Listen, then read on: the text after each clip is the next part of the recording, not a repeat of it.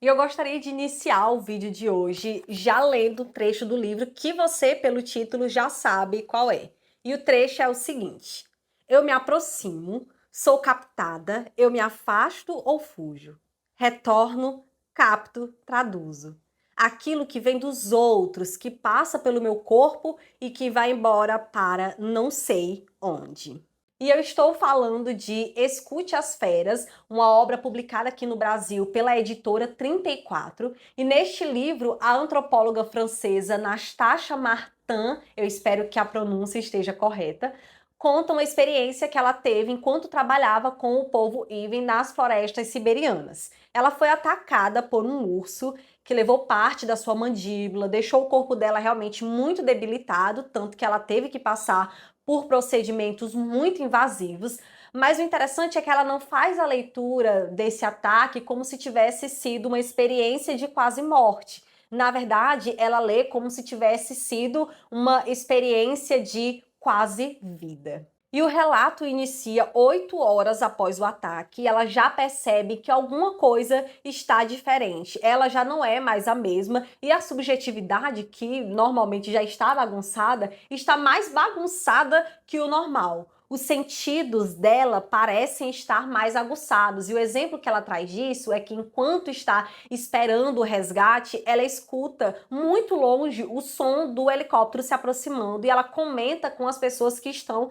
ali com ela, mas essas pessoas não estão escutando. Então, a leitura que ela faz é como se parte da fera, daquele urso, tivesse sido deixada com ela e ela deixasse uma parte da sua humanidade com o urso. Então, não tinha mais como ela ser a mesma, porque ela recebeu algo muito precioso, uma ferocidade, e ao mesmo tempo ela perdeu algo que é parte da sua humanidade, algo tão importante. E era de se esperar que uma mulher que sobreviveu ao ataque de um urso fosse vista também como um espetáculo. Então, assim, como ela estava numa área muito isolada, ela não foi levada ao hospital tradicional, ela foi levada meio que para um hospital de base militar e lá os médicos fizeram procedimentos invasivos, muitas pessoas não respeitaram aquele momento dela porque foi colocado como um espetáculo, as pessoas filmavam e ela numa fragilidade tão grande porque o cabelo loiro dela teve que ser raspado, né? Parte da mandíbula foi arrancada. Então imagina aí como essa mulher estava desorganizada por dentro e ela não teve esse momento, né, de respeito, de um momento mais isolada mesmo para conseguir acalmar as emoções. Eu sei que parece, né, se eu não estiver enganada, ela passou um ano passando por procedimentos, então fazia procedimento, refazia, dava certo, não dava certo, até que o corpo conseguiu se recuperar. Só que aí como é que se recupera a mente, né? Como é que a alma fica depois disso?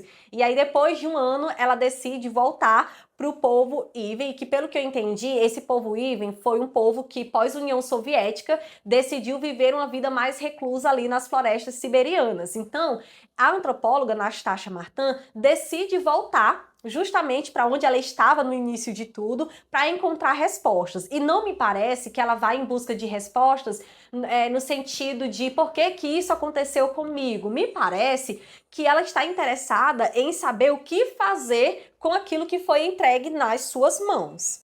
E o povo Iven tem uma relação muito diferente com a natureza e as coisas. Então, para eles, não existe uma hierarquia do ser humano sobre todos os outros componentes da natureza. Na verdade, eles estão como iguais. Há um respeito muito grande pelos ursos, inclusive. Eles falam que o erro dela foi ter olhado nos olhos do urso e você não olha diretamente para os olhos de um urso.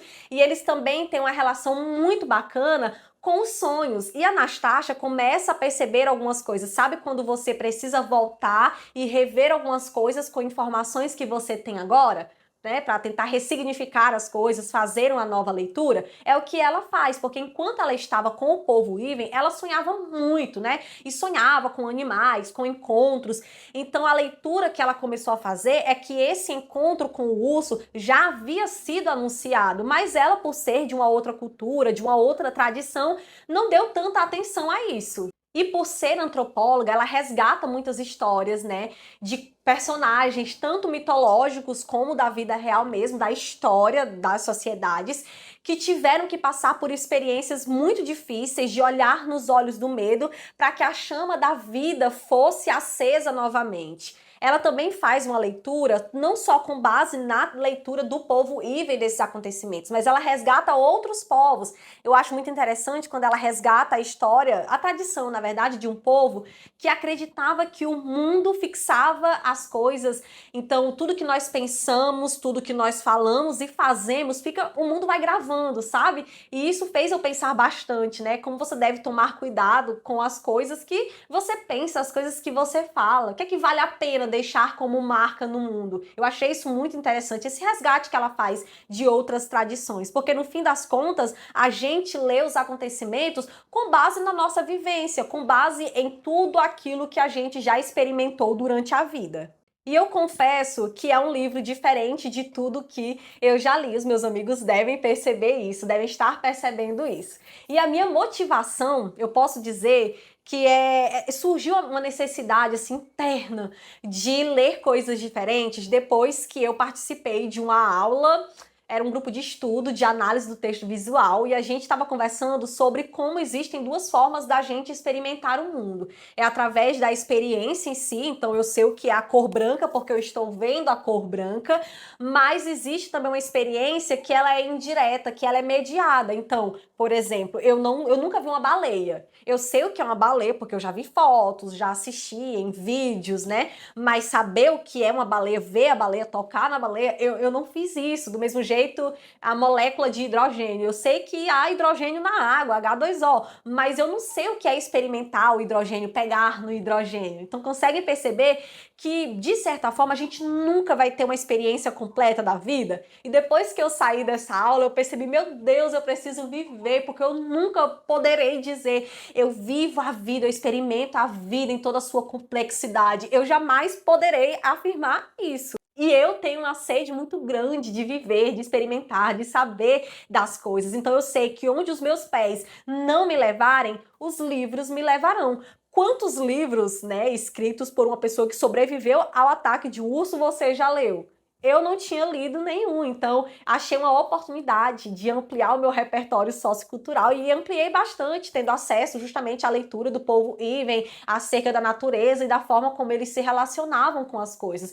Eu quero conhecer, então provavelmente nos próximos meses, nos próximos anos, eu terei aí a chance de ampliar mais o meu conhecimento de mundo mediado pelas páginas de um livro. E esse livro, apesar de ser uma obra autobiográfica, é também uma obra de antropologia e faz a gente pensar em muitas coisas. Várias brisas filosóficas vieram assim à minha mente, trazendo para minha realidade, porque é claro que aqui na minha bolha nenhuma pessoa poderá dizer, eu tive um encontro com o urso, mas os encontros na vida, eles são inevitáveis. E esse livro me fez assim pensar bastante sobre o potencial dos encontros, né? Porque nós só somos nós porque nós encontramos as pessoas. Nós somos uma construçãozinha. Alguém vem aqui, coloca uma peça, outra pessoa coloca outra peça e a gente vai sendo formado. Eu acho que tem muito a ver com as frases que rolam na internet aí de algumas tradições, né? Eu sou porque nós somos, nós não somos indivíduos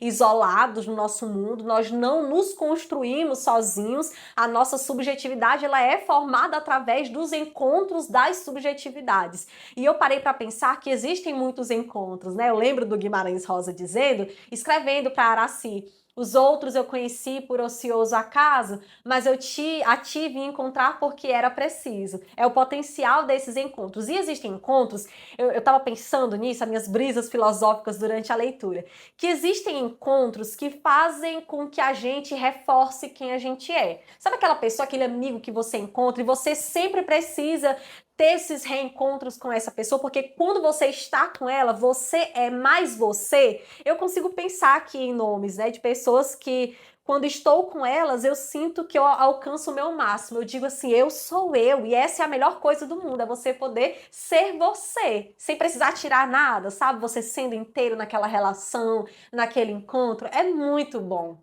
E também existem aqueles encontros que bagunçam a gente completamente. Você começa a questionar quem eu sou depois da chegada dessas pessoas. E é bom porque de duas, ou você se perde completamente, ou você se encontra, você assim. Repensa as suas bases de alguma forma e tenta reconstruir ou repensar quem você é, até achar que aquela matéria mínima de poder dizer assim, ó, eu sou essa pessoa ou eu sou essa coisa.